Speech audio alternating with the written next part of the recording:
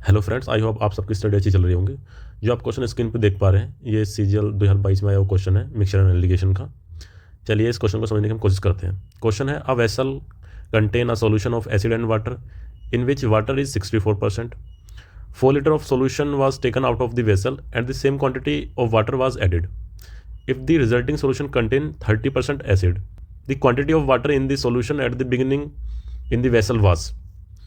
अब ये क्वेश्चन बोल रहा है कि एक वेसल है, जैसा आप राइट साइड पे देख पा रहे हैं, इसके अंदर एक सॉल्यूशन है एसिड और वाटर का, जिसमें सॉल्यूशन में 64% वाटर है। अगर इसमें इस सॉल्यूशन में से 4 लीटर सॉल्यूशन हम निकाल लें और 4 लीटर ही वाटर उसमें ऐड कर दें तो जो रिजल्टिंग सॉल्यूशन होगा उसमें 30% एसिड है। तो अब ये पूछना है कि स्टार्टिंग में जब हमने वाटर ऐड नहीं किया था और सॉल्यूशन नहीं निकाला था, उससे पहले बिगिनिंग में वाटर कितना था इन लीटर। परसेंटेज में तो हमें पता है, हमें लीटर में बताना है। चलिए इस क्वेश्चन को मैं सॉल्व करता हूँ, तब आपको ये बेहतर समझ में आएगा। तो हम यहाँ लिखेंगे एसिड, यहाँ लिखेंगे वाटर। अब ये स्टार्टिंग में बोल रहा है कि 64% वाटर था, तो बचा हुआ एसिड होगा। अब ये बाद में बोल रहा है कि जब इसमें 4 लीटर पानी मिलाया गया और 4 लीटर सॉल्यूशन निकाला गया तो एसिड की परसेंटेज हो गई 30%, तो बचा हुआ परसेंटेज वाटर का होगा। अब यहाँ पर जो वाटर में 64 से 70 का जो डिफरेंस है, मतलब 6% का जो डिफरेंस है, वो 2 वजह से है।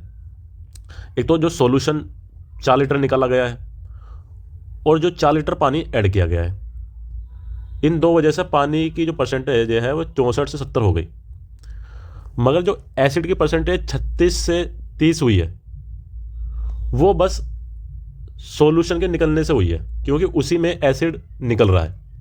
अब ये जो एसिड में 6% का डिफरेंस आया है, या कह लें 6 यूनिट का जो डिफरेंस आया है, वो आया है जब 4 लीटर सॉल्यूशन हमारा स्टार्टिंग में निकाला गया है।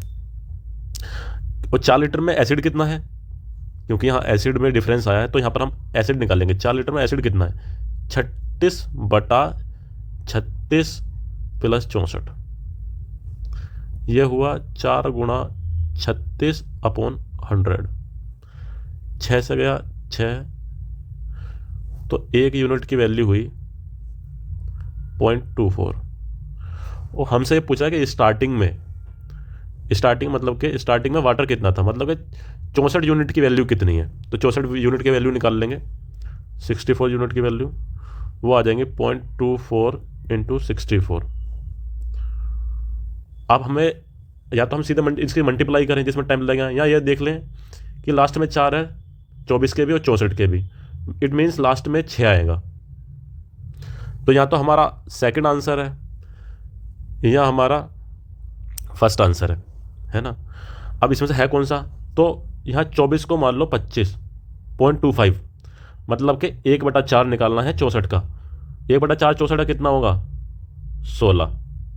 मतलब कि 16 के आसपास आंसर है और लास्ट में 0.6 होना चाहिए। लास्ट में 6 होना चाहिए। तो ये सेकंड हमारा आंसर ठीक है। मल्टीप्लाई करोगे तभी 15.36 आएगा। Thank you.